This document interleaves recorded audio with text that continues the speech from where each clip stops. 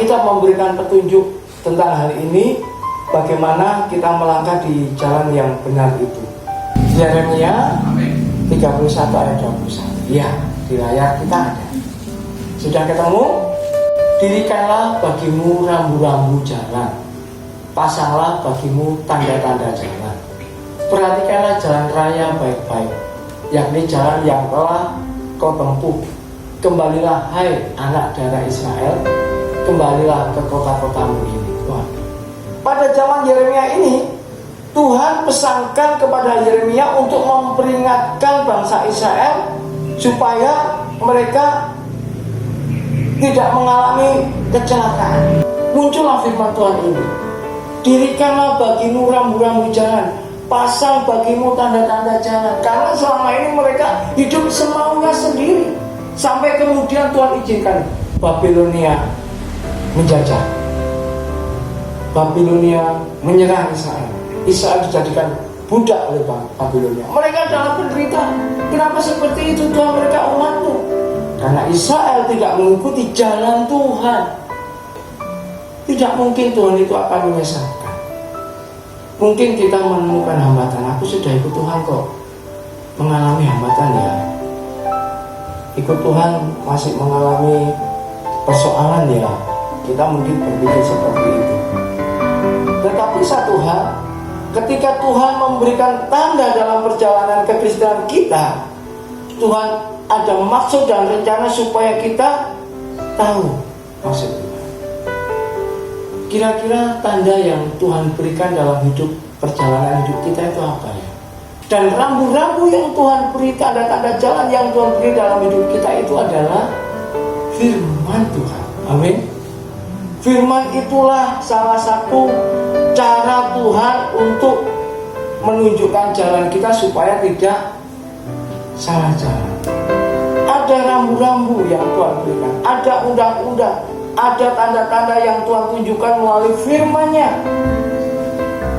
Ketika firman Tuhan mengatakan, ya, lakukan, kita lakukan. Ketika firman Tuhan katakan, jangan lakukan, jangan lakukan, jangan terobos kepada firman Tuhan. Ketika Tuhan berkata kepada Yosua, berjalanlah bersama dengan umat, keliling-kelilinglah tembok Yeriko. Satu kali saja mereka berjalan mengelilingi tembok Yeriko, sehari satu kali. Hari kedua satu kali. Gak usah pakai suara, mereka nurut, ikuti perintah Tuhan. Hari ke-6 7 kali mereka keliling, kemudian bersorak, kemudian memuji nama Tuhan, meniup sangkakala. Yang terjadi adalah tembok Yeriko dapat dirobohkan.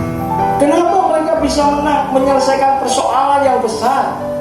Israel tahu, Yosua tahu, kepada siapa dia mengikuti jalan hidupnya, ikut jalan Tuhan, perintah Tuhan, rambu-rambu yang Tuhan berikan. Amin. Bapak Ibu yang dikasih Tuhan, luar biasa. Ketika kita mengikuti jalan Tuhan itu kadang-kadang di luar dari pikiran dan rencana kita. Aneh jalan Tuhan. Bapak Ibu yang dikasih Tuhan, suasana hari ini tidak menentu. Ya, situasi hari ini tidak bisa diprediksi. Kalau kita melihat perkembangan miris, takut saya, karena semakin mengalami peningkatan. Ini waktunya Tuhan ajari kepada diri kita.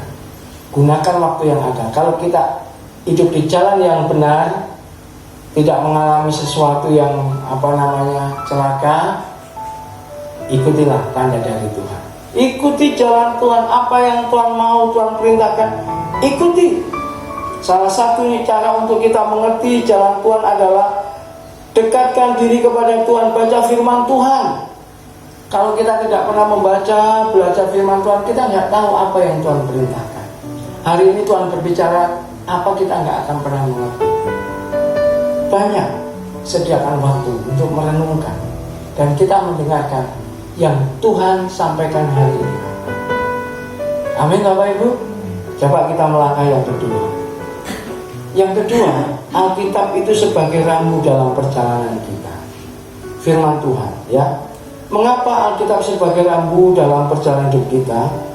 Itu artinya ketika kita menggunakan firman Tuhan ini sebagai tanda jalan, rambu-rambu dalam hidup kita, kita melibatkan Allah dalam semua perjalanan hidup ini.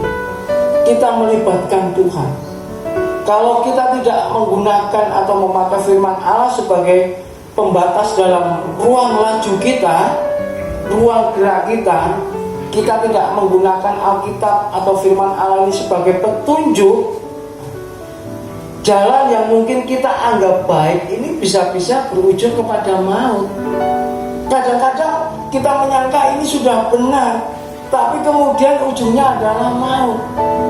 Keliru, salah jalan. Firman Tuhan katakan di dalam Amsal 14 ayat 12. Firman Tuhan katakan, ada jalan yang disangka orang lurus, tetapi ujungnya menuju maut. Hal ini akan berakibat fatal bagi hidup kita. Walaupun sebenarnya Allah tidak bermaksud kepada tujuan yang salah. Untuk itulah kita selalu melibatkan Tuhan. Kalau kita melibatkan Tuhan, segala sesuatunya itu berjalan dengan lancar dan baik. Amin. Tidak ada yang mustahil. Hari ini kita mau melibatkan Tuhan. Hari ini kita pakai Alkitab ini sebagai rambu-rambu dalam perjalanan kita. Dan saya percaya ketika kita memakai firman Tuhan ini sebagai rambu-rambu dan tanda jalan. Nah, kira-kira Tuhan juga izinkan hal itu. Ketika kesulitan datang, masalah datang, musibah datang, ada bagian rencana Tuhan yang sedang Tuhan kerjakan supaya kita mahir menghadapi itu. Ikuti saja tanda-tandanya, rambu-rambu yang Tuhan buat. Dan ketika kita mengikuti rambu-rambu yang Tuhan buat, Tuhan punya rencana yang baik. Kira-kira yang kita hadapi hari ini juga seperti itu, Bapak Ibu. Tuhan, kenapa ada virus corona? Harus ada seperti ini, harus ada seperti itu. Mengapa kemudian kita harus mengikuti protokol kesehatan dari pemerintah? Semua itu adalah rambu-rambu yang harus kita belajar taat, tunduk kepada peraturan yang ada. Dan ketika kita benar-benar mengikuti semua jalan dan aturan itu, kita menjadi mahir. Amin. Apakah rencana Tuhan salah dalam hidup ini? Tidak ada yang salah. Positif tinggi. Percayalah, Tuhan punya rencana yang baik dalam setiap kehidupan kita. Amin, Bapak Ibu. Tuhan itu luar biasa. Tuhan mengasihi kita. Jangan terus mengeluh, tapi hadapi semua dengan sukacita. Masalah, sakit penyakit, persoalan sekolah, daring, harus bayar pulsa, banyak sekali sesuatu yang kita butuhkan. Ekonomi menjadi terhambat dan sebagainya. Ikuti jalan Tuhan. Mungkin ini bagian dari pelatihan yang Tuhan berikan supaya kita mahir. Ikuti jalan Tuhan, Alkitab sebagai rambu dalam perjalanan kita, dan Tuhan membawa kita kepada jalan yang indah.